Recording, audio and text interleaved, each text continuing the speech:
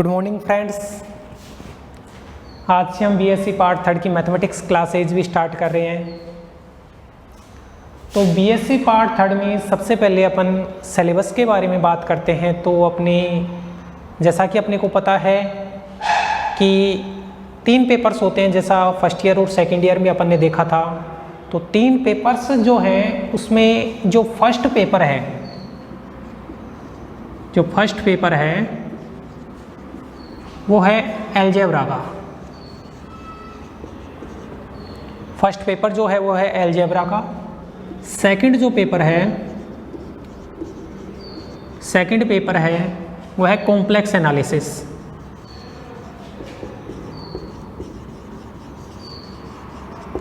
और जो third paper है वो है डायनेमिक्स एंड स्टैटिक्स। तो दोस्तों अपने ये दोनों पेपर्स हैं वो 40-40 मार्क्स के हैं। और अपन जानते हैं फर्स्ट ईयर और सेकेंड ईयर में अपन ने एग्ज़ाम दी है तो इनमें 5-5 यूनिट आते हैं। और जो ये पेपर है 40 मार्क्स का, इनमें 3 यूनिट तो अपने डायनेमिक्स के हैं, फर्स्ट सेकंड थर्ड। और फोर्थ एंड फिफ्थ ये 2 यूनिट्स हैं वो स्टैटिक्स के हैं। तो सबसे पहले अपना ये सेशन जुलाई में चालू हो जाता, लेकिन कोरोना वायरस के कारण अपनी जो ऑफलाइन क्लासेज हैं वो नहीं हो पा रही हैं। तो श्याम विद्यालय ने छात्र हित में सोचते हुए ये डिसीज़न लिया है कि कोरोना वायरस के इस काल के अंदर अपनी पढ़ाई प्रभावित नहीं हो, इसलिए आज 1 अगस्त से अपन बीएससी की ऑनलाइन क्लासेज चालू कर रहे हैं। उसमें मैथमेटिक्स के अंदर हम अलजेब्रा के बारे में अध्ययन करेंगे। तो दोस्तों कंटिन्यू रहना और जैसे यहाँ पे बताया जाता है उसको समझते हुए और अपने नोट्स प्रिपेयर करना, क्योंकि ऑफलाइन क्लासेज 2-3 महीने नहीं होती हैं। तो यहाँ पे जो हो जाएगा वो क्लास में दोबारा कराना मुश्किल है। तो उस हिसाब से अपनी तैयारी करते हुए रखना। तो ठीक है दोस्तों, इसके बाद अपन चालू करते हैं आगे। तो सबसे पहले हम जो अपना फर्स्ट पेपर है अलजेब्रा का उसके अंदर पढ़ते हैं।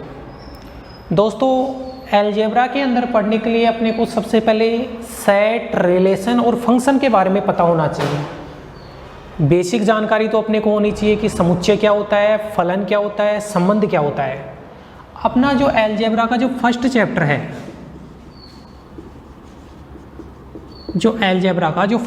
है वो सेट, रिलेशन और फंक्शन के बारे में बेसिक चीज़ें बताता है। तो अब ये जो फर्स्ट चैप्टर है वो अपन ने 11th में भी पढ़ लिया है, सेट, रिलेशन, फंक्शन के बारे में। 12th क्लास में भी अपन ने पढ़ा है, बीएससी पार्ट फर्स्ट में भी अपन ने पढ़ा है। तो एक बार आप जाके इसके बारे में पढ़ना, इसको रिवाइज करना कि सेट क्या होता है, रिलेशन क्या होता है, फंक्शन क्या होता है, क्योंकि अपन यहाँ पे सेकंड चैप्टर से चालू करेंगे। क्योंकि फर्स्ट जो चैप्टर है वो अपना बेसिक इन्फॉर्मेशन है जो अपन पिछली क्लासों में पढ़ के आए हैं। तो एक बार आप फिर से यहाँ पे आप इस चीज़ को पढ़ लियो।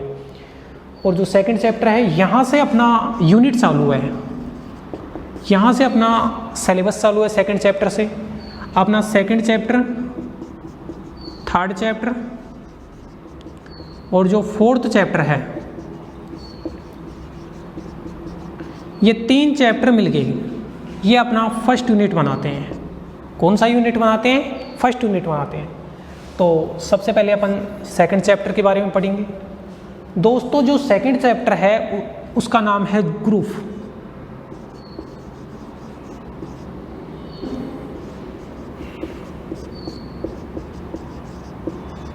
समूह है।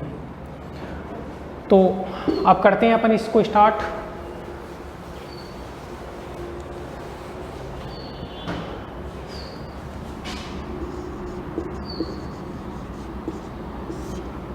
तो ग्रुप के बारे में अगर आपने फर्स्ट ईयर में डिस्क्रीट मैथमेटिक्स चलती थी तो उसमें थोड़ा बहुत ग्रुप के बारे में बता रखा था, लेकिन अपन शुरुआत से ग्रुप के बारे में बताते हैं।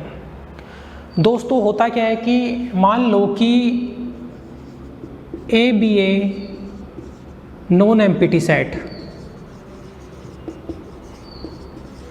ए कोई अरिक्त समुच्चय है, तो ए क्रॉस ए क्या होगा, ए क्रॉस ए, जैसा कि अपन ने फर्स्ट ईयर में पढ़ा था कि ए क्रॉस ए जो होता है वो कार्टेशियन प्रोडक्ट को दर्शाता है, कार्तीय गुणनफल को दर्शाता है। और ए क्रॉस ए में जो एलिमेंट आते हैं वो पेयर के रूप में एलिमेंट आते हैं। पेयर के रूप में बोले तो जैसे मान लो ए कोमा बी टाइप के एलिमेंट है, यहाँ पे जो ए एलिमेंट होता है वो पहले वाले सेट का होता है और जो बी एलिमेंट होता है वो दूसरे वाले सेट का होता है।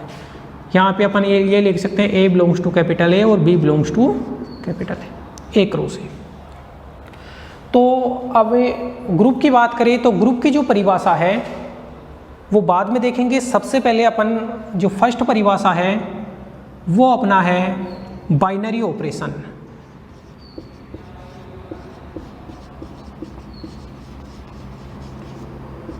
इसको बोला जाता है द्विचर संक्रिया, इसको बोला जाता है द्विचर संक्रिया, या फिर इसी को बोल दिया जाता है द्विआधारी संक्रिया।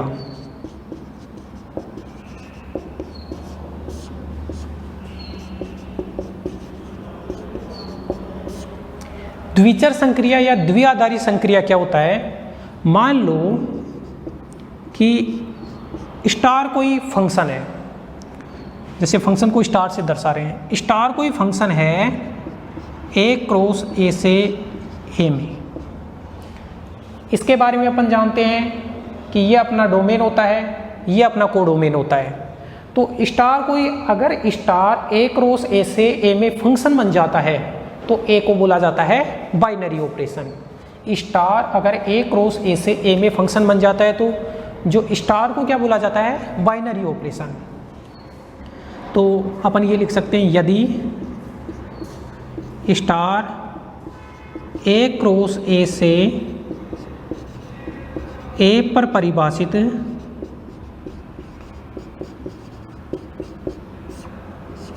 कोई फलन हो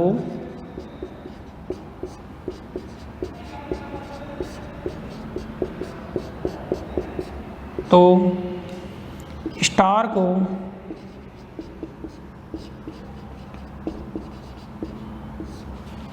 द्विचर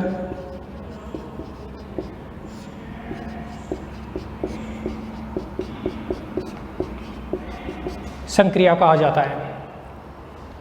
अब देखो अपने को क्या करना है कि ए क्रॉस ए का अपन कोई एलिमेंट उठाते हैं और उसके ऊपर स्टार ऑपरेट करते हैं। तो ए क्रॉस ए का एलिमेंट उठाते हैं, स्टार उसके ऊपर ऑपरेट करते हैं, तो जो एलिमेंट बनना चाहिए वो वापस ए सेट का ही बनना चाहिए। अगर ऐसा होता है तो स्टार है वो बाइनरी ऑपरेशन होगा, वरना बाइनरी ऑपरेशन नहीं होगा। जैसे अपन ने इसको एक एग्जाम्पल के थ्रू अगर अपन बात करें तो मान लेते हैं कि जैसे जेड है, जेड होता है सेट ऑफ इंटीजर्स, जेड है set of integers, then plus operation is binary operation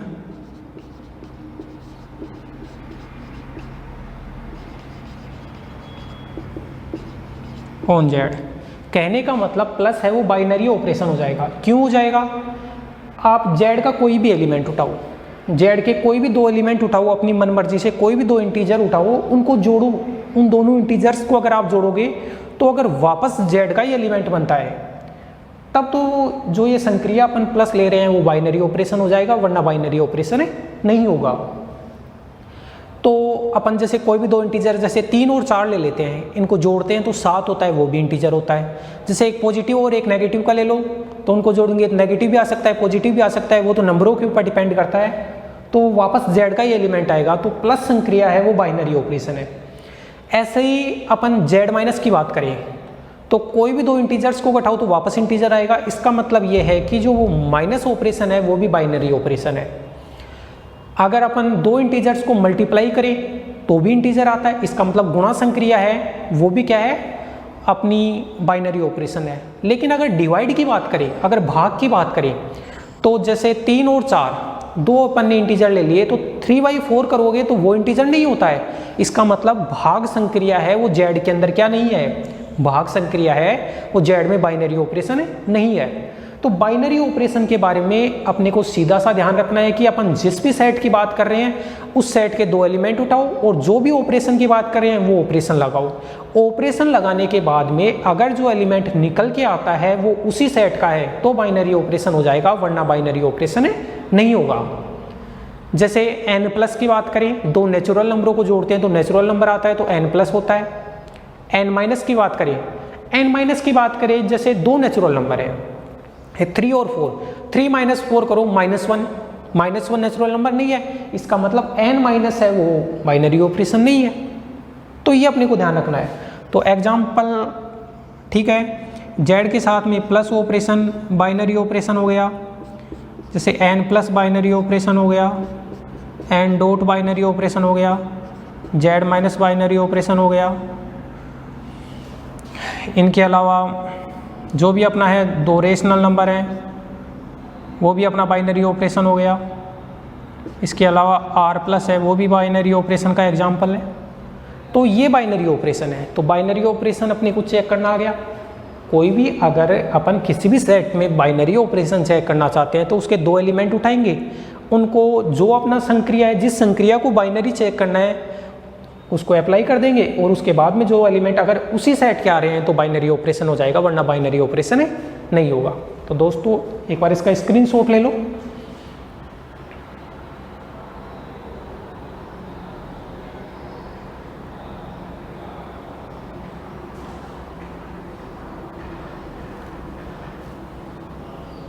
तो एक बार स्क्रीनशॉट ले लो इसका, उसके बाद में अपन आगे चलते हैं।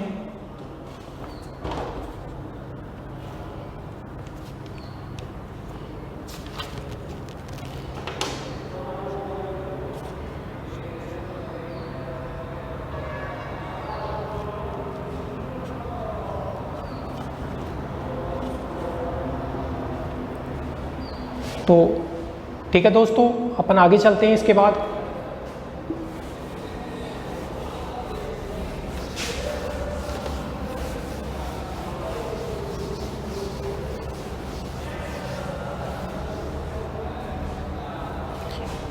अगली डेफिनेशन है अपनी बीजीय पद्धति,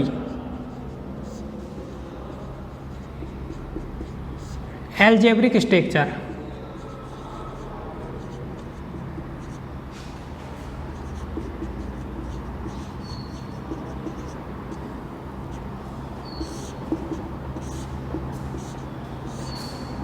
तो दोस्तों बीजीय पद्धति क्या होता है कि जैसे अभी अपन ने बाइनरी ऑपरेशन पढ़ लिया, तो मान लो कि कोई भी अरिक्त समुच्चय है और उस अरिक्त समुच्चय के साथ में अगर एक या एक से अधिक बाइनरी ऑपरेशन जुड़े हुए हैं तो उसको एल्जेब्रिक स्ट्रक्चर बोला जाता है।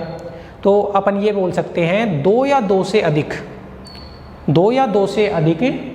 एल्जेब्रिक स्ट्रक्चर के साथ में अगर कोई नॉन एम्प्टी सेट है तो उसको बीजीय पद्धति कहा जाता है। जैसे एक बार देखो,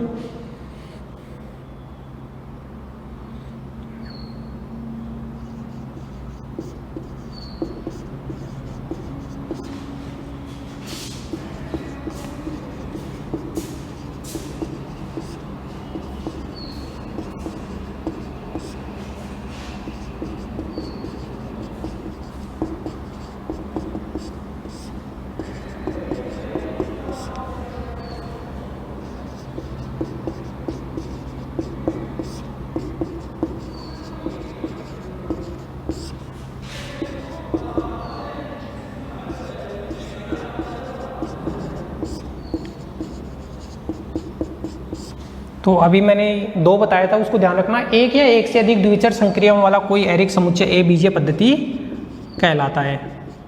अगर एक द्विचर संक्रिया है तो भी बीजीय पद्धति बन जाएगा, कोई दिक्कत नहीं है। जैसे अपन एग्जाम्पल की बात करें, जैसे n के साथ नेचुरल नंबर के साथ में बात करें तो n plus n dot, n minus तो नहीं होगा। z प्लस की बात करें, अच्छा z माइनस की बात करें, क्योंकि यहाँ पे देखो ये नॉन एम्प्टी होना चाहिए और ये जो होगा वो बाइनरी ऑपरेशन होना चाहिए। तो ये जो पूरा बन के आया है उसको एल्जेब्रिक स्ट्रक्चर बोला जाता है।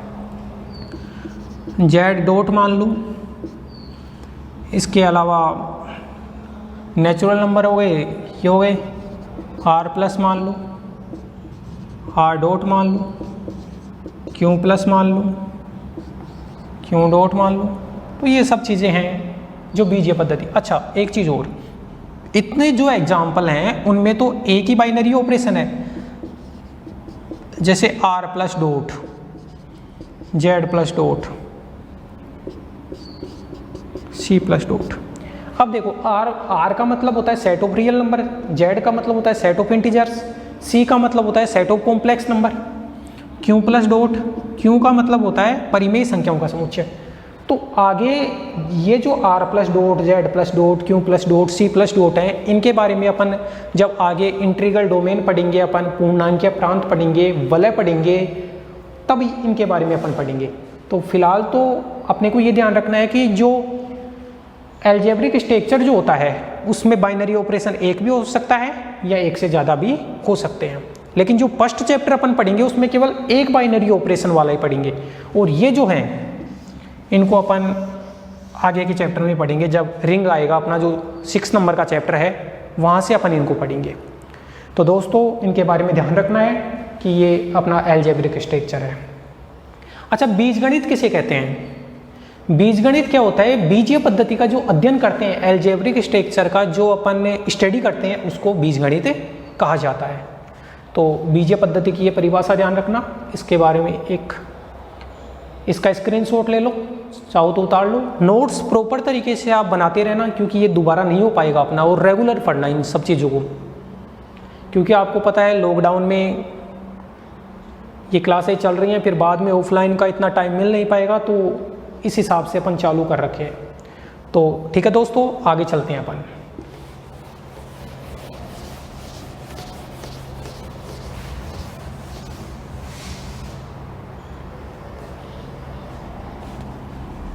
एक है ग्रुपोइड या क्वेसी ग्रुप।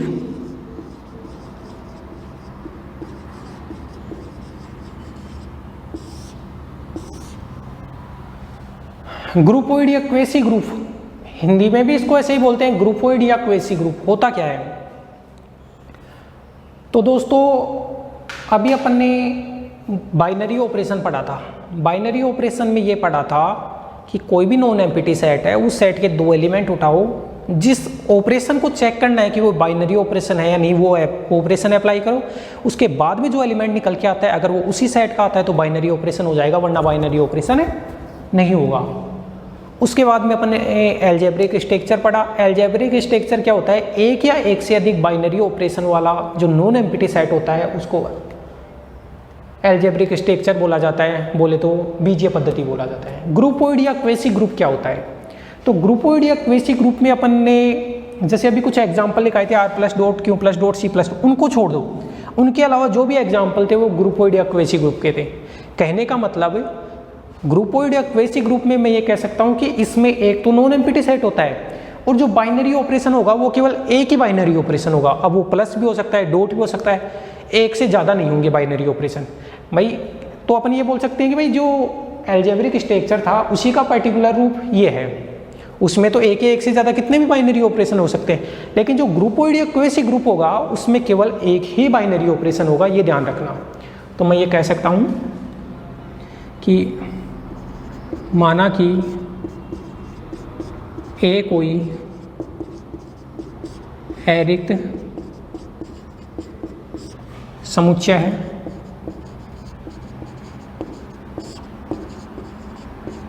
तथा स्टार इस पर परिभाषित द्विचर संक्रिया है।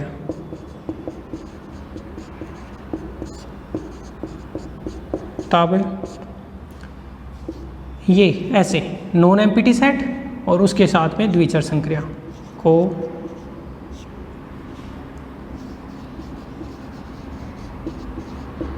ग्रुपोइड या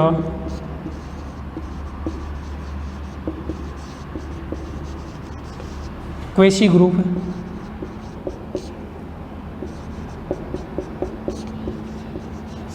कहा जाता है। ये ध्यान रखना, बस ये ध्यान रखना नॉन एम्प्टी सेट के साथ में जो ऑपरेशन आ रहा है वो केवल एक ही ऑपरेशन होगा।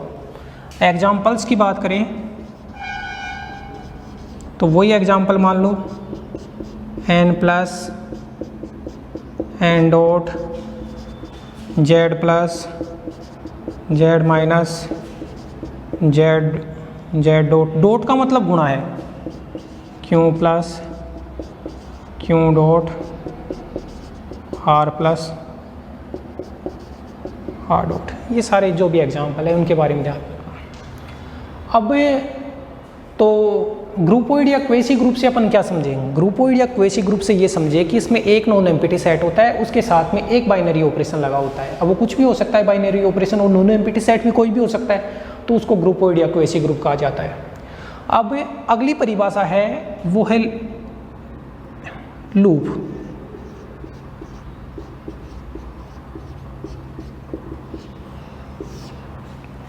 दोस्तों लूप क्या होता है?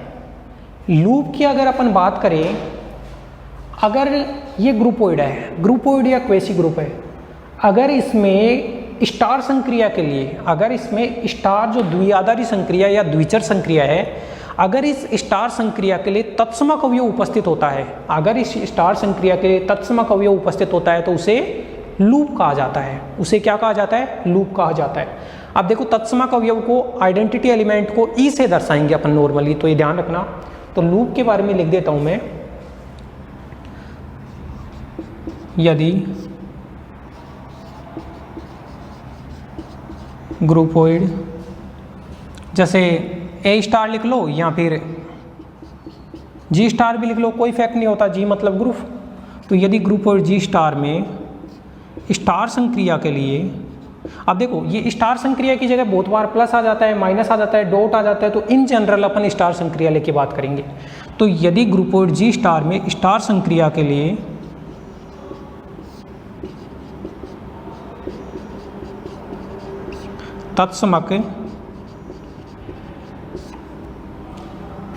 तत्समक अवयव, जिसको आइडेंटिटी एलिमेंट बोला जाता है, ई इस प्रकार हो कि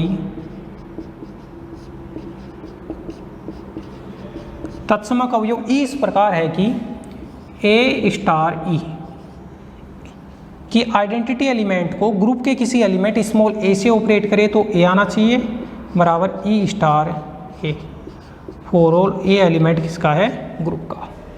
अगर इस प्रकार की कंडीशन होती है तो जी स्टार है उसको लूप कहा जाता है। यदि ग्रुपोइड में स्टार संक्रिया तत्समक इस प्रकार होगी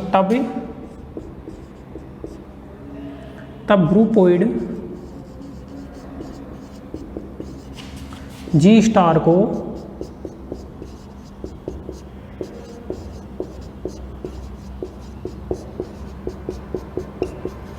लूप कहा जाता है।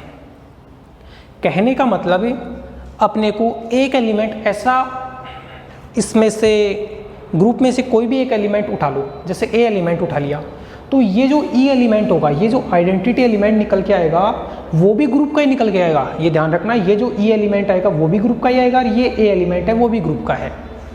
तो ये लूप है। अब जैसे लूप के अपन एग्जाम्पल्स की बात करें, जैसे अभी n प्लस था अपना ग्रुपोइड, तो नेचुरल नंबर और प्लस संक्रिया। अब मेरे को एक बात बताओ, प्लस संक्रिया के लिए तत्समक अवयव होता है वो क्या होता है? प्लस संक्रिया के लिए जो तत्समक अवयव होता है वो 0 होता है। किसी भी संख्या में 0 जोड़ोगे तो वापस वही संख्या आएगी। अब मेरे को ये बताओ, जो 0 है वो नेचुरल नंबर में है या नहीं है? 0 नेचुरल नंबर में नहीं आता है, क्योंकि नेचुरल नंबर 1 2 3 4 होते हैं। तो बताओ ये n प्लस जो है, ये जो n प्लस है वो कभी लूप बन सकता है? नहीं बन सकता। क्यों नहीं बन सकता? क्योंकि इसमें प्लस संक्रिया के लिए तत्समक अवयव 0 उपस्थित है ही नहीं नेचुरल नंबर में। तो मैं ये बोलूँगा कि ये लूप नहीं हो सकता। अब बात करो n डॉट की, तो n डॉट का मतलब है गुणा। अब गुणा संक्रिया के लिए अपन जानते हैं किसी भी एलिमेंट को किससे गुणा करें कि वापस वही एलिमेंट आए, तो 1 से गुणा करते हैं, और 1 है वो नेचुरल नंबर में आएगा, 1 है वो नेचुरल नंबर में आएगा। तो अपन ये कह सकते हैं कि जो n डॉट होता है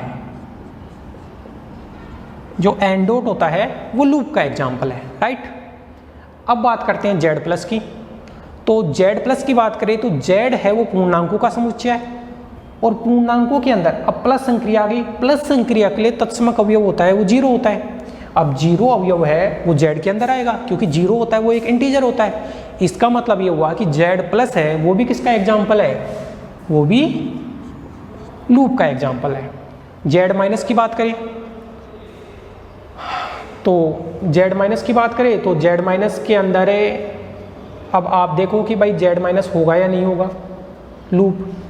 तो जेड माइनस की बात करें तो कोई भी दो इंटीजर है, जैसे -5 ले लो, मान लो -5 में से 0 घटाओ तो जेड माइनस लूप। अच्छा, जेड माइनस है, माइनस संक्रिया के लिए तत्समक अवयव कि किसी भी एलिमेंट में क्या माइनस करो कि वापस वही एलिमेंट आए, 0 ही तो माइनस करना पड़ेगा। इसका मतलब इसके अंदर भी जेड के अंदर 0 उपस्थित है, तो जेड माइनस भी किसका एग्जाम्पल हो गया, लूप का हो गया, कोई दिक्कत नहीं है जेड माइनस के लिए। अच्छा, बात करो जेड डॉट की, संक्रिया के लिए तत्समक अवयव 1 जेड में उपस्थित होता है, तो जेड डॉट भी हो गया।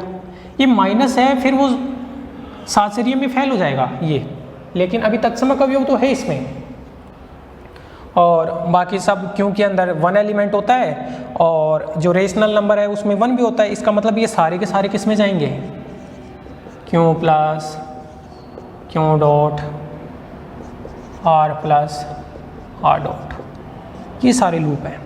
तो लूप का मतलब दोस्तों ये है, लूप का मतलब ये है कि ग्रुपोइड के अंदर अपने को ये ढूंढना है कि आइडेंटिटी एलिमेंट उपस्थित है या नहीं है। अगर आज किसी भी ग्रुपोइड में आइडेंटिटी एलिमेंट उपस्थित है तो वो लूप हो जाएगा, वरना वो लूप नहीं होगा। अब आइडेंटिटी एलिमेंट संक्रिया के ऊपर डिपेंड करता है, अगर प्लस संक्रिया होगी तो आइडेंटिटी एलिमेंट 0 होगा, अगर डॉट संक्रिया है तो आइडेंटिटी एलिमेंट उसके लिए 1 हो जाएगा। तो इन सबको ध्यान रखना है। अब लूप के बाद में अपन एक बार इसका स्क्रीनशॉट ले लो, फिर आगे अपन बात करते हैं। अब सेमी ग्रुप के बारे में देखते हैं अपन।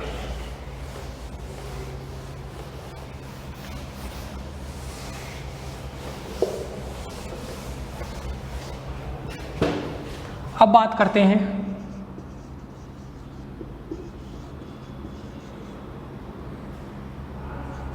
Semi group.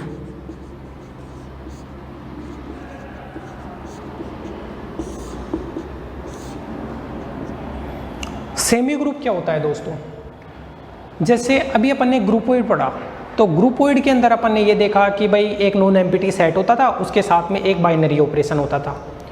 अगर मान लो जो नॉन एम्प्टी सेट के साथ में जो बाइनरी ऑपरेशन आ रहा है, अगर वो एसोसिएटिव हो जाए, एसोसिएटिव मतलब साहचर्य नियम की पालना करने लग जाए, तो फिर वो जो अपना ग्रुपोइड है वो सेमी ग्रुप कहलाएगा। साहचर्य नियम क्या होता है, अब साहचर्य नियम जैसे मान लो कि जैसे स्टार संक्रिया है, तो ए स्टार बी स्टार सी, पहले तो बी स्टार सी ऑपरेट करो, फिर इसका जो रिजल्ट आता है उसके ऊपर ए स्टार ऑपरेट करो, एक बार तो ये निकालो, फिर ए स्टार बी स्टार सी, कहने का मतलब ए स्टार बी करो, फिर जो एलिमेंट निकल के आता है उसका सी के साथ में संक्रिया लगाओ। अगर ये दोनों बराबर होते हैं तो इसको साहचर्यता नियम कहा जाता है, जैसा कि इसके बारे में आप पहले से भी जानते हो।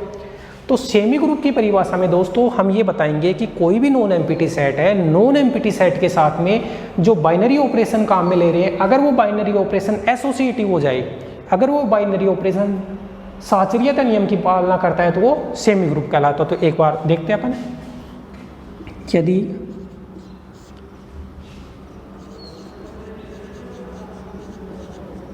ग्रुपोइड जी स्टार में द्विचर संक्रिया स्टार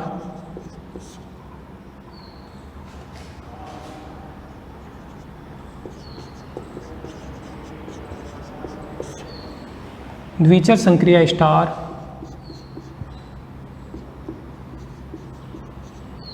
सहचारी हो, सहचारी का मतलब है साहचर्यता नियम की पालना करती हो, सहचारी हो, तब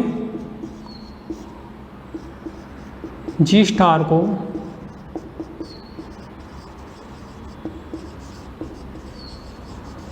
सेमी ग्रुप कहा जाता है। जैसे बात करें n प्लस है वो सेमी ग्रुप का एग्जाम्पल है। क्यों है? n प्लस है वो ग्रुपोइड है, ठीक है, और स्टार संक्रिया सहचारी है। आप कोई भी 3 नेचुरल नंबर उठा लो, जैसे 4, 5 और 6, आपने 3 नेचुरल नंबर उठाए, आपने एक बार 4 + 5 किया और उसके बाद में 6 किया, और एक बाद में 4 + 5 + 6 किया, तो दोनों बराबर होंगे। इसका मतलब प्लस संक्रिया है वो सहचारी है। तो n प्लस किसका एग्जाम्पल हो गया? सेमी ग्रुप का हो गया। प्लस वाले तो सारे हो जाएंगे, n प्लस w मतलब whole number, z plus q plus r plus और कॉम्प्लेक्स नंबर वाला c प्लस। माइनस वाला कोई भी नहीं होगा। क्यों नहीं होगा? जैसे मान लो z माइनस की बात करें अपन, तो z होता है वो सेट ऑफ इंटीजर होता है। अब 3 इंटीजर अपन उठा ले, जैसे 4, 5 और 6, 3 z के, तो 4 - 5 -6 करें एक बार तो, और एक बार 4 - 5 - 6 करें, तो इसका मान आएगा -1 -6 -7, यह आएगा 4 -1, तो यह आएगा 5। तो ये दोनों बराबर है? नहीं है, ये दोनों बराबर नहीं। इसका मतलब है माइनस संक्रिया है वो कभी भी साहचर्यता नियम की पालना नहीं करती है। माइनस संक्रिया जो है वो कभी भी साहचर्य नियम की पालना नहीं करती है। तो ये सेमी ग्रुप के एग्जाम्पल हो गए। तो अब आगे चलते हैं अपन। सेमी ग्रुप के अगला है अपना मोनोइड।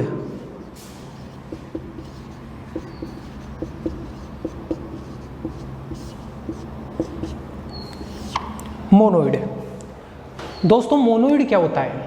अभी अपन ने ये सेमी ग्रुप पढ़ लिया, तो सेमी ग्रुप से ये समझ में आया कि ऐसे बोल सकते हैं अपन, सेमी ग्रुप बराबर ग्रुपोइड, और ग्रुपोइड के अंदर एसोसिएटिव नियम और लगना चाहिए, जो संक्रिया ले रहे हैं वो एसोसिएटिव। तो ये दोनों मिलके सेमी ग्रुप। अगर ये दोनों हैं और इनके अंदर मैं आइडेंटिटी और जोड़ देता हूँ, अगर मैं इनमें आइडेंटिटी और जोड़ देता हूँ, groupoid plus associative plus identity, तो फिर ये सेमी ग्रुप किस में कन्वर्ट हो जाएगा? ये मोनोइड में कन्वर्ट हो जाएगा। तो यहाँ तो ऐसे बोल दूँ कि भाई कोई भी ग्रुपोइड है उसमें एसोसिएटिव प्लस आइडेंटिटी होनी चाहिए, या फिर मैं ऐसे बोल दूं कि एक सेमी ग्रुप, अगर सेमी ग्रुप में संक्रिया का तत्समक अवयव उपस्थित है तो वो मोनोइड कहलाता है। तो डायरेक्ट सेमी ग्रुप से मोनोइड बोले तो अगर सेमी ग्रुप में संक्रिया का तत्समक अवयव हो जाएगा तो मोनोइड हो जाएगा। सही है ना? तो मोनोइड से अपन ये समझेंगे कि इसमें बाइनरी ऑपरेशन होता है। तो देखो सेमी ग्रुप में पहला बाइनरी ऑपरेशन होता है, और जो दूसरा है वो है कि स्टार संक्रिया एसोसिएटिव होती है। अब मोनोइड की बात करें तो मोनोइड में बाइनरी ऑपरेशन होता है, संक्रिया है वो एसोसिएटिव भी होती है, और तीसरा इंपॉर्टेंट है कि संक्रिया के लिए तत्समक अवयव उपस्थित होता है। ठीक है, तो एक बार इसको देख लेते हैं अपन। मोनोइड एक सेमी ग्रुप है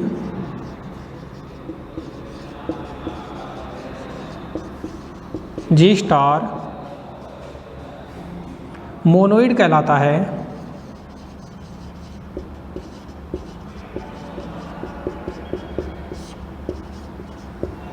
यदि इसमें स्टार संक्रिया के लिए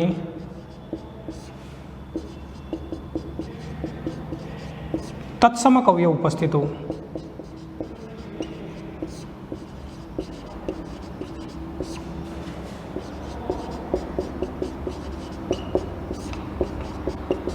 यदि इसमें स्टार संक्रिया के लिए तत्समक अवयव उपस्थित हो। अब बताओ n+ है, सेमी ग्रुप है, कोई दिक्कत नहीं। क्या इसमें प्लस संक्रिया के लिए तत्समक अवयव उपस्थित होता है क्या? नेचुरल नंबर में प्लस संक्रिया के लिए तत्समक अवयव 0 होता है, वो नेचुरल नंबर में उपस्थित नहीं होता। इसका मतलब n+ है वो सेमी ग्रुप तो है लेकिन मोनोइड नहीं है। राइट।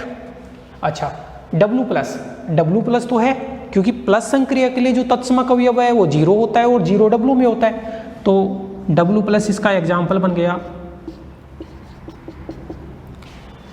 प्लस वाले तो बन जाएंगे Z+, Q+, R+। अब बात करें जैसे Z डॉट की बात करें, यहाँ एग्जाम्पलों में अपन जेड डॉट भी लिख सकते हैं क्योंकि गुणा संक्रिया हमेशा एसोसिएटिव होती है। क्यू डॉट भी लिख सकते हैं, आर डॉट। तो जेड डॉट का मतलब गुणा है यहाँ पे, और क्यू डॉट और आर डॉट। तो ये मोनोइड हो गया दोस्तों। तो सेमी ग्रुप और मोनोइड के बारे में कोई दिक्कत नहीं होनी चाहिए। सेमी ग्रुप में बस दो चीज़ ध्यान रखना है, बाइनरी ऑपरेशन प्लस एसोसिएटिव। और जो मोनोइड है उसमें तीन चीज़, binary operation, associative plus identity element. तो ये मोनोइड की परिभाषा हो गई। तो ठीक है दोस्तों, इसको उतारो एक बार, स्क्रीनशॉट ले लो आप इसका।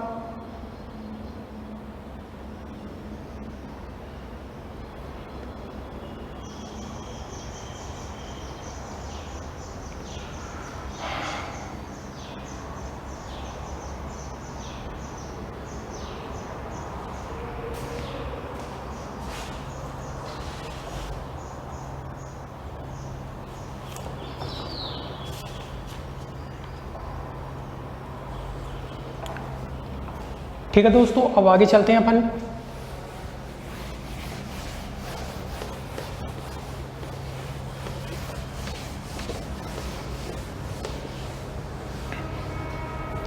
अगला है ग्रुप।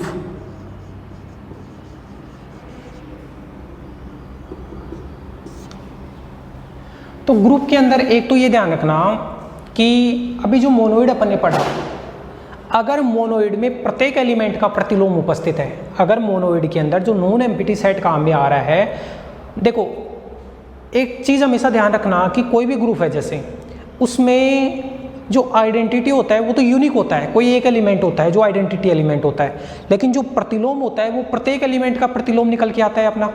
तो अभी जैसे अपन बात कर रहे थे प्रतिलोम की, तो जेड प्लस की बात कर रहे थे। जेड प्लस के अंदर प्रतिलोम निकल के आ जाएगा, जैसे 2 का प्रतिलोम -2, 3 का प्रतिलोम -3, 4 का प्रतिलोम -4 हो जाएगा। लेकिन जेड डॉट की बात करें तो 3 का प्रतिलोम क्या होगा? 3 का प्रतिलोम क्या होगा? प्रतिलोम का मतलब है 3 को किससे गुणा करूं कि आइडेंटिटी आ जाए, 3 को किससे गुणा करूं कि आइडेंटिटी आ जाए। तो 3 को तो 1/3 से गुणा करना पड़ेगा आइडेंटिटी लाने के लिए, लेकिन 1/3 जेड में होता नहीं है। इसका मतलब जेड डॉट क्या नहीं होता? ग्रुप नहीं होता। कैसे कि जैसे जेड डॉट है, अपन ने 3 एलिमेंट जेड का ले लिया, अब ये मोनोइड तो हो गया। अब इसको ग्रुप बनने के लिए एक कंडीशन और सेटिस्फाई करानी है। क्या करानी है कि जेड में प्रत्येक एलिमेंट का गुणात्मक प्रतिलोम होना चाहिए। अब ये 3 एलिमेंट है, इसका गुणात्मक प्रतिलोम होना चाहिए, मतलब 3 को मैं किससे गुणा करूं कि तत्समक अवयव आ जाए, और गुणा के लिए तत्समक अवयव कितना होता है? 1। तो इसको 1/3 से गुणा करना पड़ेगा। अब मेरे को ये बताओ कि ये 1/3 है, ये तो जेड में होता ही नहीं है। इसका मतलब जो जेड डॉट है वो मोनोइड तो है लेकिन ग्रुप नहीं है। तो ये ध्यान रखना। अब मैं एक बार प्रॉपर तरीके से ग्रुप की परिभाषा लिख देता हूँ। तो एक अरिक्त समुच्चय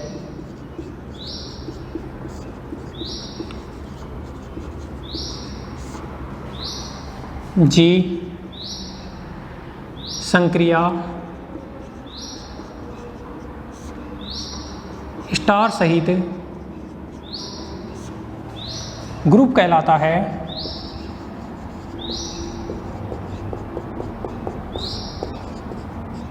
यदि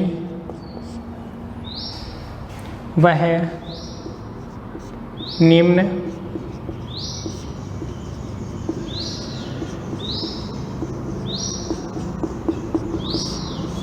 अभिगृहीतों की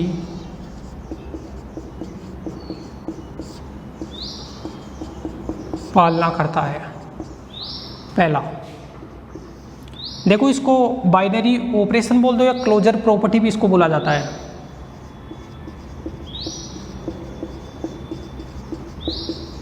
जो द्विआधारी संक्रिया है उसको बाइनरी ऑपरेशन बोल दो या क्लोजर प्रॉपर्टी, एक ही बात है। क्लोजर प्रॉपर्टी, और हिंदी में इसको समवर्तता नियम भी बोला जाता है। होता क्या है कि फॉर ऑल आप क्लोजर प्रॉपर्टी के लिए ए और बी दो ग्रुप के एलिमेंट उठा रहे हो, तो जो ए स्टार बी है वो भी किस में आना चाहिए? जी में। कि ग्रुप के 2 एलिमेंट उठा रहे हो और उसके ऊपर जो बाइनरी ऑपरेशन लगा रहे हो, उसके बाद में जो एलिमेंट बन के आएगा ए स्टार बी, जो एलिमेंट बन के आएगा वो भी वापस जी में होता है, तो ये समवर्ता नियम की पालना होती है। दूसरा एसोसिएटिव,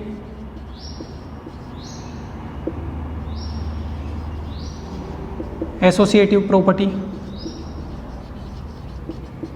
जिसको बोला जाता है साहचर्यता नियम।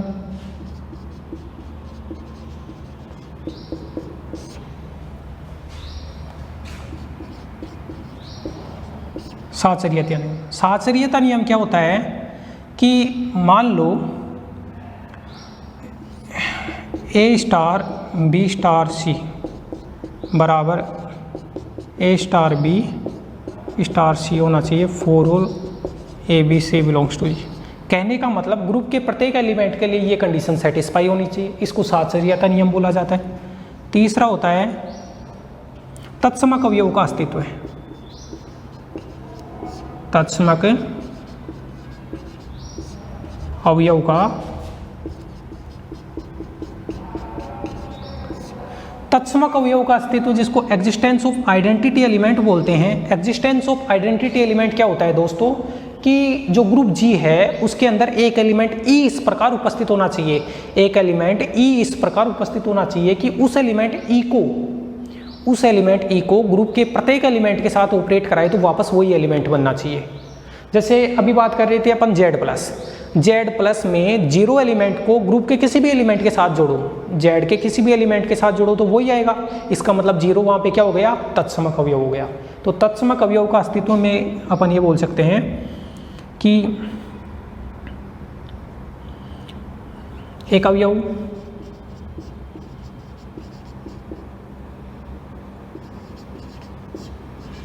स्मॉल ई का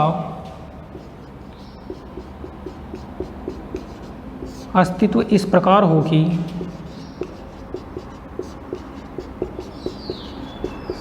एक अवयव स्मॉल ई का अस्तित्व इस प्रकार हो कि ए स्टार ई बराबर ई स्टार।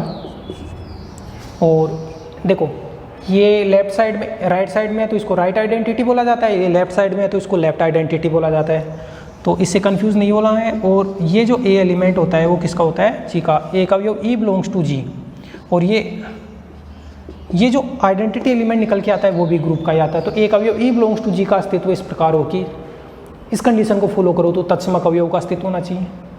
जो फोर्थ कंडीशन है मैं थोड़ा हटा देता हूँ इसको, तो थोड़ा उतार लेना आप इसको पॉज करके या फिर आप स्क्रीनशॉट ले लेना।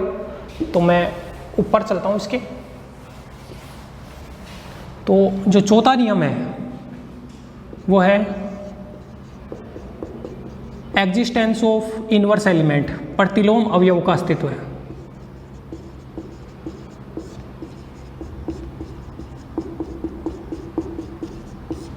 प्रतिलोम अवयव का अस्तित्व।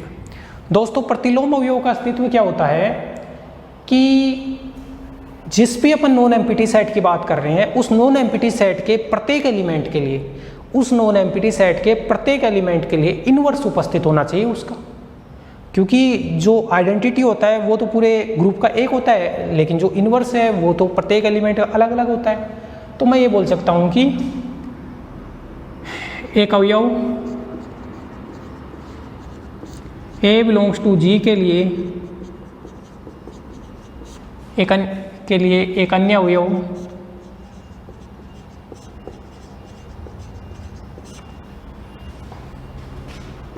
बी बिलोंग्स टू जी का अस्तित्व इस प्रकार हो कि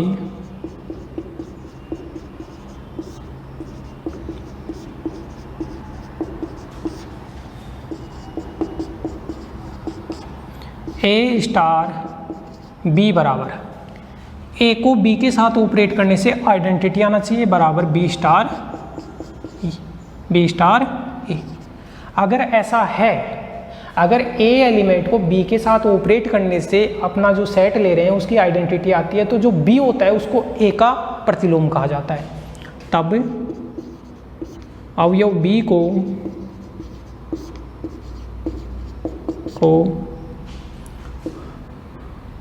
अवयव ए का प्रतिलोम कहा जाता है। इसे B बराबर A इनवर्स से B ही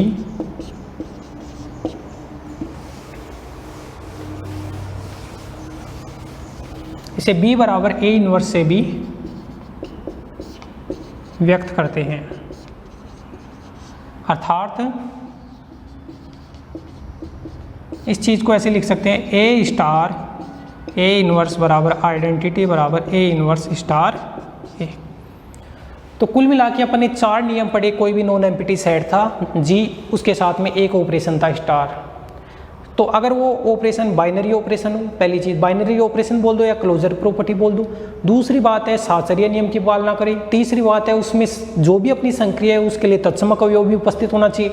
और जो चौथा है उसमें क्या है कि जो भी नॉन एम्प्टी सेट ले रहे हो उसमें प्रत्येक एलिमेंट का प्रतिलोम भी उपस्थित होना चाहिए। तो ये चारों कंडीशन सेटिस्फाई होनी चाहिए, चारों नियम सेटिस्फाई हो रहे हैं, तो अपना जो दिया गया नॉन एम्प्टी सेट है वो दिए गए ऑपरेशन के साथ में एक ग्रुप बनाता है। इस स्थिति में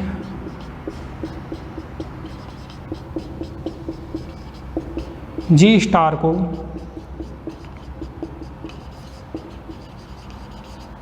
ग्रुप कहा जाता है। ठीक है, अब मैं अपन ग्रुप के एग्जाम्पल की बात करें तो देखो नेचुरल नंबर वाला तो ग्रुप बनेगा नहीं भाई। n प्लस तो क्यों नहीं बनेगा ग्रुप में?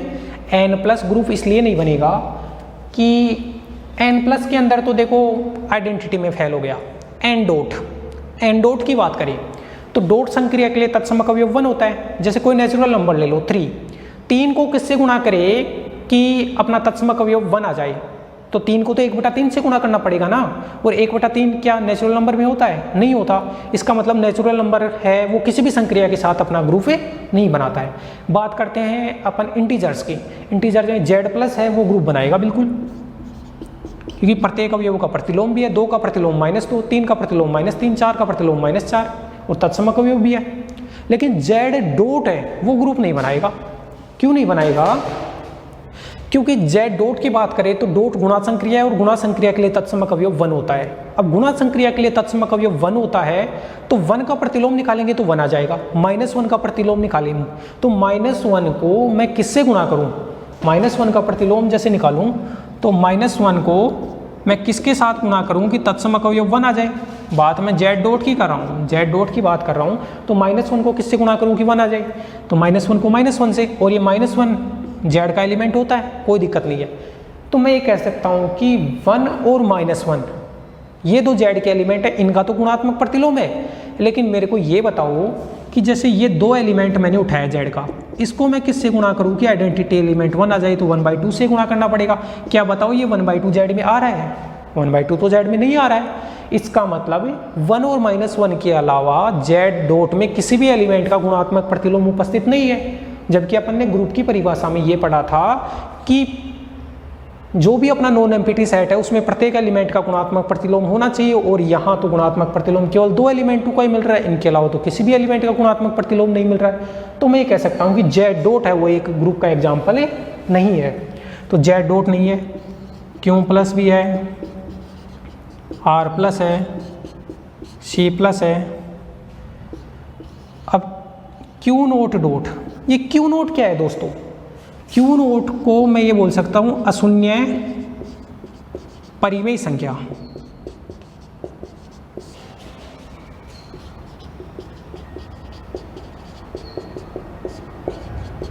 अशून्य परिमेय संख्याओं का सेट।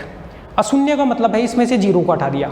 जैसे क्यों उठाया है? अब देखो जैसे 2 है, 0 को क्यों उठा रहे हैं भाई? 0 एलिमेंट है, 0 को किससे गुणा करूं कि तत्समक अवयव गुणा के लिए 1 आ जाए? तो किसी से गुणा ही नहीं कर सकते ना। तो अपन क्यों के अंदर भी 0 को हटाना पड़ेगा, r के अंदर भी हटाना पड़ेगा और इसमें भी हटाना पड़ेगा। तो ये अपने जो ग्रुप हैं उनका एग्जाम्पल है। तो दोस्तों ये ग्रुप के एग्जाम्पल हैं, इनको एक बार उतारो फिर अपन आगे चलते हैं।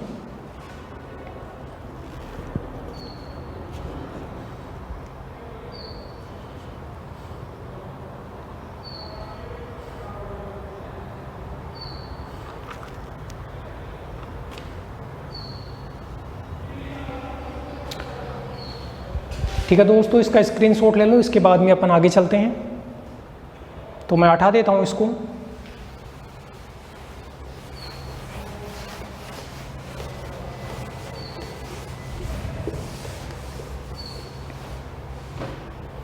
अब एक परिभाषा है अबेलियन ग्रुप।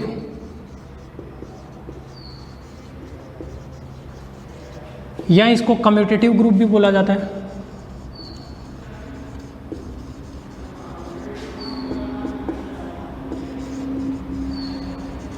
हिंदी में बोले तो आबेली ग्रुप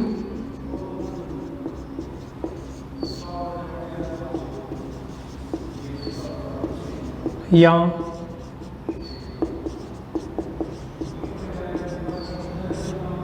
क्रम विनिमय समूह है। दोस्तों आबेली ग्रुप या कम्यूटेटिव ग्रुप क्या होता है? कोई भी ग्रुप है उसमें अगर संक्रिया है वो कम्यूट कर जाए। कम्यूट का मतलब जैसे मान लो जी स्टार कोई ग्रुप है तो जी स्टार में स्टार संक्रिया कम्यूट कर जाती है तो जी स्टार को आबेली ग्रुप कहा जाता है। कम्यूट का मतलब क्या है कि जैसे आपने जी के दो एलिमेंट उठा लो, मान लो a and b belongs to G. अगर आप ये करके देखते हो ए स्टार बी बराबर b star a, for all a belongs to G. अगर जी के प्रत्येक एलिमेंट के लिए ये कंडीशन सेटिस्फाई होती है, अगर जी के प्रत्येक एलिमेंट के लिए ये कंडीशन सेटिस्फाई होती है तो फिर उस ग्रुप को क्या कहा जाता है? आबेली ग्रुप या कम्यूटेटिव ग्रुप कहा जाता है दोस्तों। तो एक बार मैं इसकी परिभाषा लिख देता हूँ। तो माना कि जी स्टार एक ग्रुप है, माना कि जी स्टार एक ग्रुप है, तब जी स्टार अबेलियन ग्रुप कहलाता है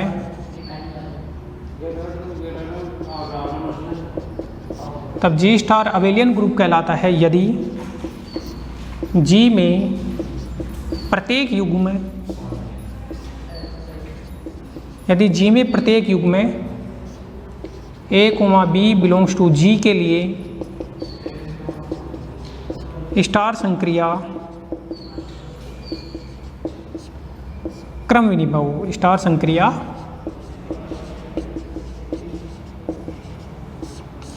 क्रम विनिमय हो। अगर ऐसा होता है तो उसे आबेली ग्रुप कहा जाता है। और सामने ये उतार लेना।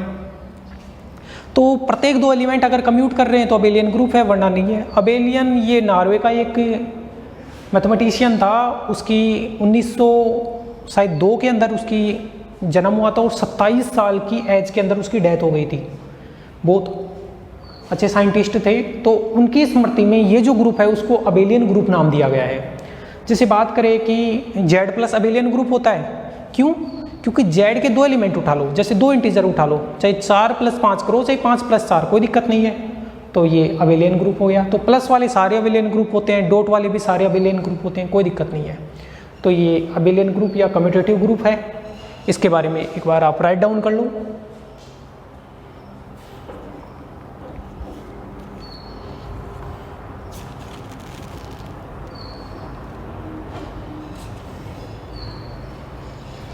ठीक है दोस्तों, आप इसको स्क्रीनशॉट ले लिया करो या फुस करके उतार लिया करो इसको। अब आगे चलते हैं अपन नॉन अबेलियन ग्रुप।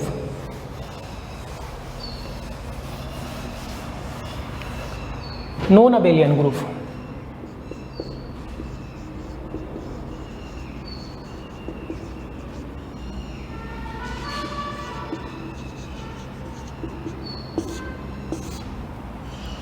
दोस्तों, नॉन अबेलियन ग्रुप को बोला जाता है अनआबेली समूह है।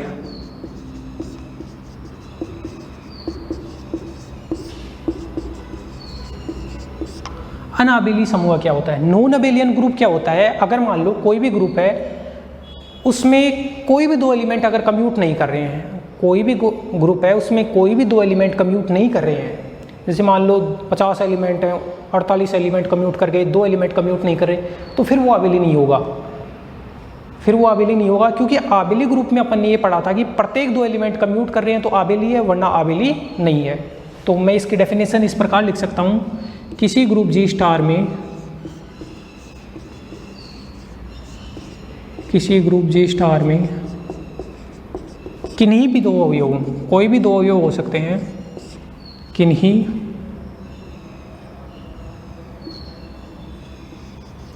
भी दो अवयवों A, B belongs to G के लिए A star B not equal to B star A, ये दोनों बराबर नहीं आएंगे, तब G स्टार को अनआबेली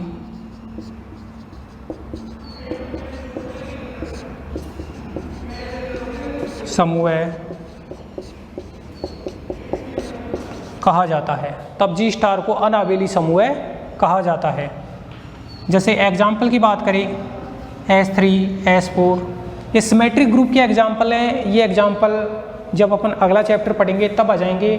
S3, S4 क्या होते हैं, तो ये एक नॉन अबेलियन ग्रुप का एग्जाम्पल है। अब दोस्तों आज अपन ने ग्रुप के बारे में जनरल इंट्रोडक्शन पढ़ा है कि ग्रुप क्या होता है, मोनोइड क्या होता है, बाइनरी ऑपरेशन क्या होता है, अलजेब्रिक स्ट्रक्चर क्या होता है, इसके अलावा लूप क्या होता है, आबेली ग्रुप क्या होता है, नॉन आबेली ग्रुप क्या होता है। बस अपने को एक इम्पोर्टेंट चीज़ ये ध्यान रखना है कि प्लस के लिए तत्समक अवयव 0 है, बाकी जैसे क्वेश्चन अपन करेंगे तो तत्समक अवयव और जो प्रतिलोम निकल के आएंगे वो संक्रिय के ऊपर डिपेंड करेंगे। बस ये ध्यान रखना है कि ग्रुप के अंदर जो तत्समक अवयव होता है वो तो पूरे ग्रुप का यूनिक होता है, लेकिन जो प्रतिलोम अवयव होता है वो क्या होता है कि प्रत्येक एलिमेंट का अलग अलग होता है। तो ये नॉन अबेलियन ग्रुप की परिभाषा है, इसको एक बार राइट डाउन कर लो आप।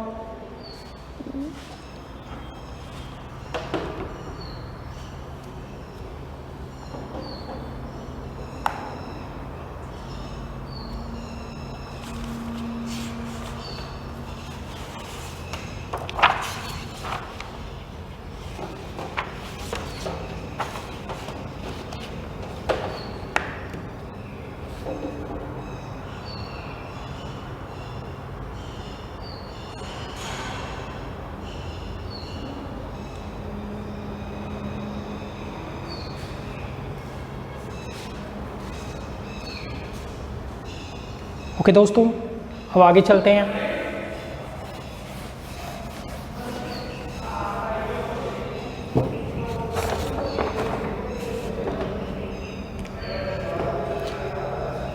देखो दोस्तों, नोट करके डालना है अपने को कुछ विशेष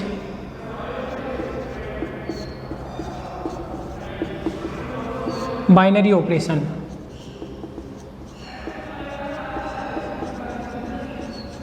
कुछ विशेष बाइनरी ऑपरेशन में जो फर्स्ट है उसको बोला जाता है एडिशन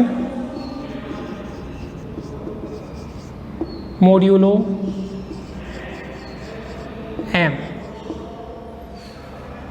एडिशन मोड्यूलो एम को दैट इज प्लस एम ऐसे दर्शाया जाता है। क्या होता है समझना इसको।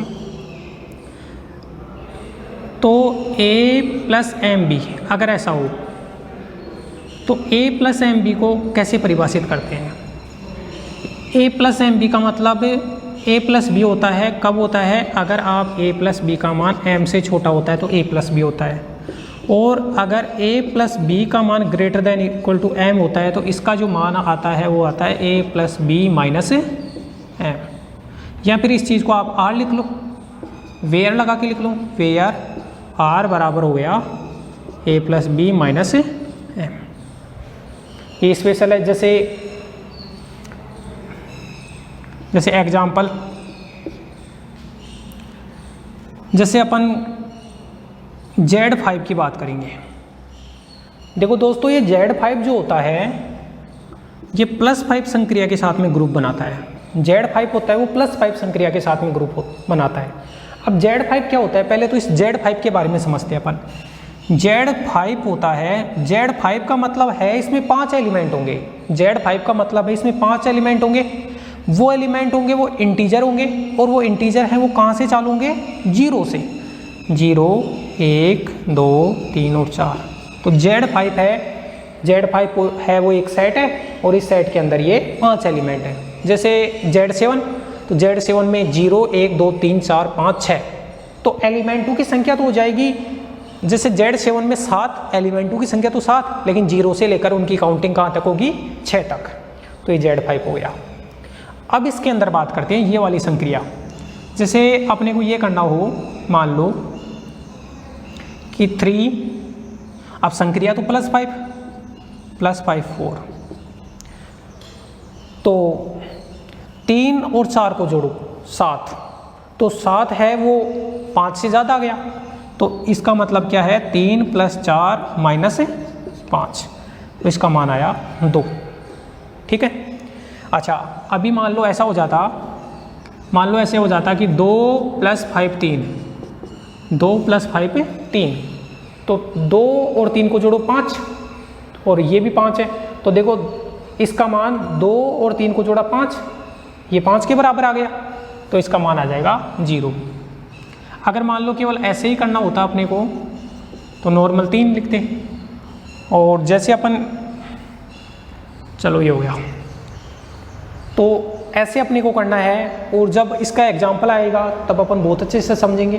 तो बस ये ध्यान रखना है कि Z5 + 5 होता है ग्रुप, ये ऐसे नहीं है कि भाई Z5 के साथ में प्लस संक्रिया कभी नहीं आ सकती, +6 नहीं आ सकती, Z5 के साथ में +6 नहीं आ सकता, +7 नहीं आ सकता, जितना यहाँ पे नीचे सब स्क्रिप्ट में लगा हुआ है उतना ही लगेगा। जैसे Z5 + 5, Z6 + 6, Z7 + 7, और इन जनरल की बात करें तो Zm + m, तो ये भी एक ग्रुप होता है दोस्तों, ये ध्यान रखना।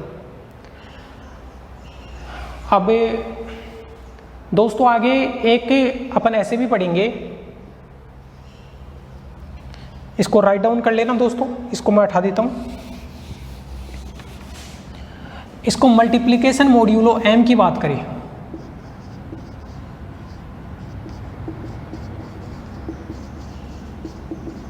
मल्टीप्लिकेशन मॉड्यूलो m का मतलब क्या है, तो यहाँ पे ये संक्रिया क्रॉस m बन जाएगी। तो क्रॉस m, तो ये परिभाषित कैसे होगा, अब देखो, तो ये परिभाषित होगा AB, अगर ऐसा हो तो R, वेयर R बराबर AB माइनस AB भाग M।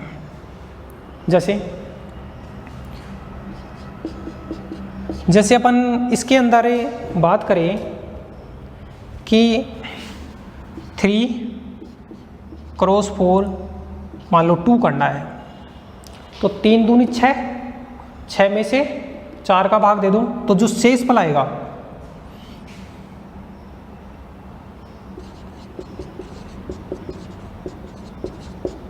तो शेषफल बचा, 6 में से 4 का भाग गया तो शेषफल बचा 2। जैसे मान लो 3 क्रॉस 4 5 है, तो 3 × 5 = 15, तो 15 में 4 का भाग दिया तो 12 तो हट जाएंगे, तो 12 हटने से ये कितना हो जाएगा, 15 में से 12 हटे तो 3। इसका मतलब ऐसे मान लो कि जैसे ये है कि 9 क्रॉस 2 5, तो 9 × 5 = 45, 45 में 2 का पूरा भाग जाने से 44 तो हट गया, और इसका मान है 1। तो दोस्तों इसके बारे में ध्यान रखना है।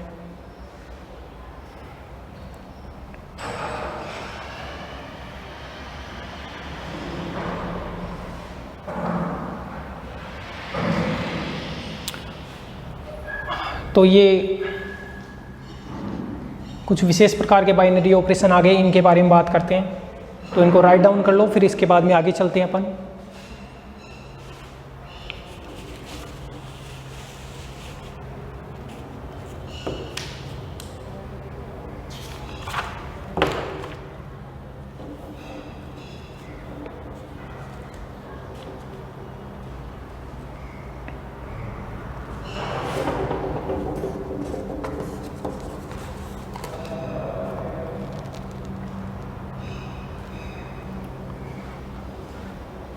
ठीक है दोस्तों, और ये जब अपन क्वेश्चन करेंगे तो बहुत अच्छे से आगे क्लियर हो जाएगा। ये थोड़ा ध्यान दे लेना यहाँ। ठीक है दोस्तों, तो यहाँ ध्यान दे लेना, मल्टीप्लाई है तो ये गुणा में आऊंगी। नेक्स्ट अपन बात करते हैं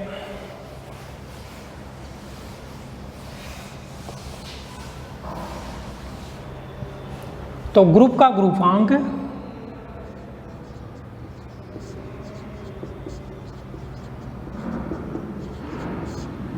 या समूह का समूहांक या ग्रुप की कोटि। मान लो ऐसे लिख के आया है कि भाई ग्रुप का ग्रुपांक, समूह का समूहांक या ग्रुप की कोटि। तो इन तीनों हिंदी के लिए एक ही वर्ड है, ऑर्डर ऑफ ए ग्रुप। अगर इंग्लिश में बात करें तो ऑर्डर ऑफ ए ग्रुप। दोस्तों ग्रुप का ऑर्डर क्या होगा? तो जो भी अपना ग्रुप है उसमें उपस्थित अवयवों की संख्या है वो उसका ऑर्डर कहलाती है। किसी भी ग्रुप में उपस्थित अवयवों की संख्या उसका ऑर्डर कहलाती है। अब ग्रुप के ऑर्डर के आधार पे जो ग्रुप होते हैं वो दो प्रकार के होते हैं, एक तो होता है फाइनाइट ग्रुप, एक होता है इनफाइनाइट ग्रुप। दोस्तों जो फाइनाइट ग्रुप होता है वो क्या होता है कि अगर किसी ग्रुप में एलिमेंटों की संख्या फाइनाइट है, अगर किसी ग्रुप में एलिमेंटों की संख्या फाइनाइट है, 2, 5, 10, 20 जितने भी है तो फाइनाइट ग्रुप कहलाता है। लेकिन अगर अपना जो ग्रुप है उसमें एलिमेंटों की संख्या इनफाइनाइट है तो इनफाइनाइट ग्रुप कहलाता है। जैसे अभी अपन ने बात की थी Z5+5, अभी अपन ने बात की थी Z5+5। मैं बोल रहा था कि ये ग्रुप है और इसमें एलिमेंटों की संख्या फाइनाइट है। कितने एलिमेंट है? 5। कौन कौन से हैं? 0, 1, 2, 3, 4, 5, ये 5 एलिमेंट हैं। ये अपना एक फाइनाइट ग्रुप का एग्जाम्पल है। जबकि Z+ की बात करें तो ये इनफाइनाइट ग्रुप का एग्जाम्पल है, क्योंकि अपन इंटीजर्स को काउंट थोड़े कर सकते हैं कि कितने इंटीजर हैं। तो ग्रुप के ऑर्डर के आधार पे जो अपने ग्रुप होते हैं वो दो प्रकार के होते हैं, फाइनाइट और इनफाइनाइट ग्रुप। तो मैं ये बोल सकता हूँ यदि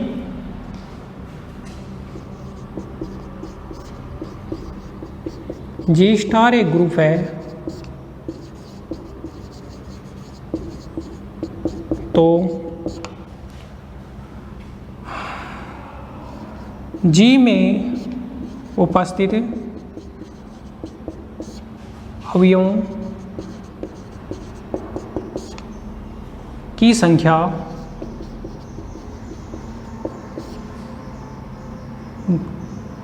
ग्रुप का ग्रुपांक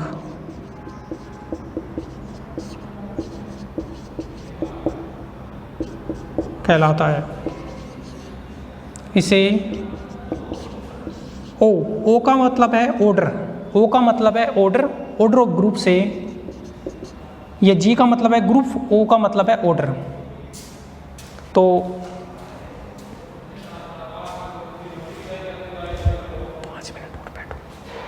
तो इसे ऑर्डर ऑफ ग्रुप से व्यक्त करते हैं। तो दोस्तों ये ग्रुप का ग्रुपांक है। तो ग्रुपांक क्या होता है कि कोई भी ग्रुप है उसमें आप एलिमेंटों की संख्या काउंट कर लो।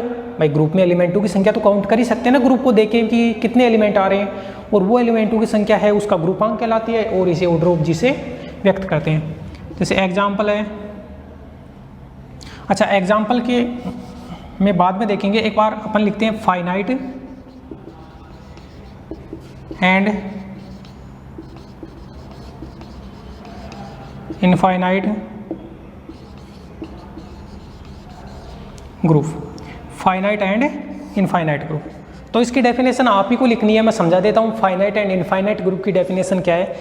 अगर किसी ग्रुप G* में अवयवों की संख्या फाइनाइट है, अवयवों की संख्या अपन गिन सकते हैं तो वो फाइनाइट ग्रुप कहलाएगा, और अगर अपन अवयवों की संख्या गिन नहीं सकते हैं तो वो इनफाइनाइट ग्रुप कहलाएगा।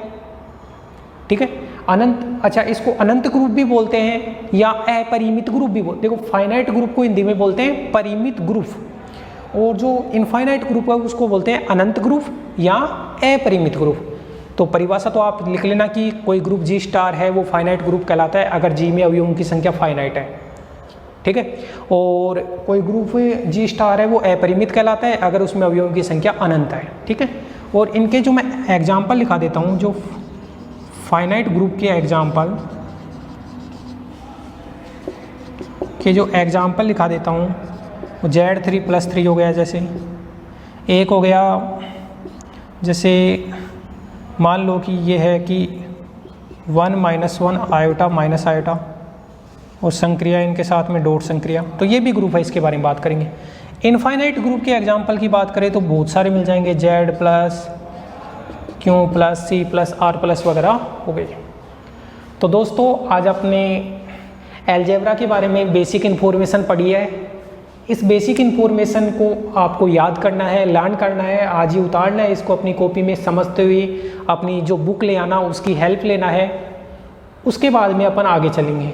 तो ये थ्योरेटिकल पार्ट है। देखो अलजेब्रा को अपने को डेली की डेली पढ़ना है, जितना आपका लेक्चर आ जाता है उतनी चीज़ों को पढ़ना है, क्योंकि बाद में फिर ये नहीं हो पाती है। इसमें बहुत सारी थ्योरम्स हैं और एक एक थ्योरम को बिल्कुल भी रटना नहीं है, अपने को समझते हुए चलना है, समझते हुए चलना है। और जो भी देखो थ्योरम है बहुत आसानी से प्रूफ हो जाएंगी। बच्चों को दिक्कत आती है अलजेब्रा में, दिक्कत ये आती है कि वो रटते हैं चीज़ों को, अपने को रटना नहीं है। सबसे पहले थ्योरम्स में अपन देखेंगे कि भाई अपने को क्या दिया है और क्या अपने को प्रूव करना है। उसके बाद में अपने को जितनी भी डेफिनेशंस हैं वो सारी डेफिनेशंस अपनी क्लियर होनी चाहिए। तो क्लियर आज जैसे जितना भी अपना मैटर हुआ है वो सारा मैटर आपको लर्न आउट करना है, इसको नोट्स बनाने हैं प्रॉपर। शायद अपनी ऑफलाइन क्लासेज जो लगेंगी उसमें ये मैटर फिर से नहीं हो पाएगा अपना। तो दोस्तों इस सारे मैटर को समझते उतारना है। तो मिलते हैं हम फिर से, तब तक के लिए धन्यवाद। कि आप डेफिनेशन लिख लेना दोस्तों, ठीक है, धन्यवाद।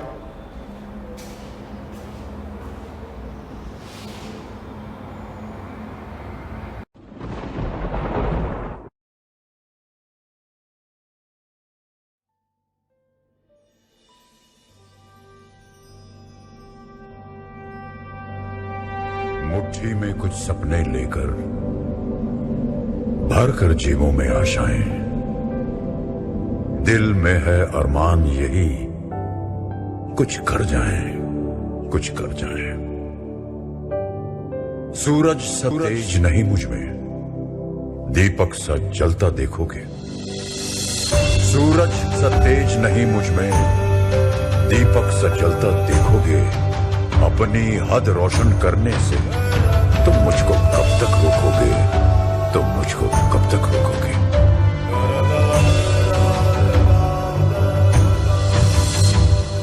मैं उस माटी का वृक्ष नहीं जिसको नदियों ने सींचा है। मैं उस माटी का वृक्ष नहीं जिसको नदियों ने सींचा है। बंजर माटी में पल कर मैंने मृत्यु से जीवन खींचा है।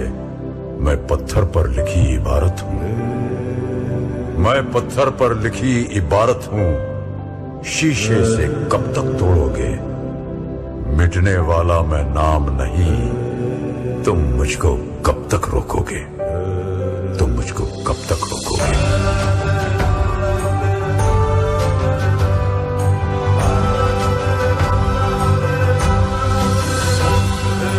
इस जग में जितने जुल्म नहीं उतने सहने की ताकत है। इस जग में जितने जुल्म नहीं उतने सहने की ताकत है। तानों के भी शोर में रहकर सच कहने की आदत है। मैं सागर से भी गहरा हूं, मैं सागर से भी गहरा हूं। तुम कितने कंकड़ फेंकोगे, चुन चुन कर आगे बढ़ूंगा मैं। तुम मुझको कब तक रोकोगे, तुम मुझको कब तक रोकोगे।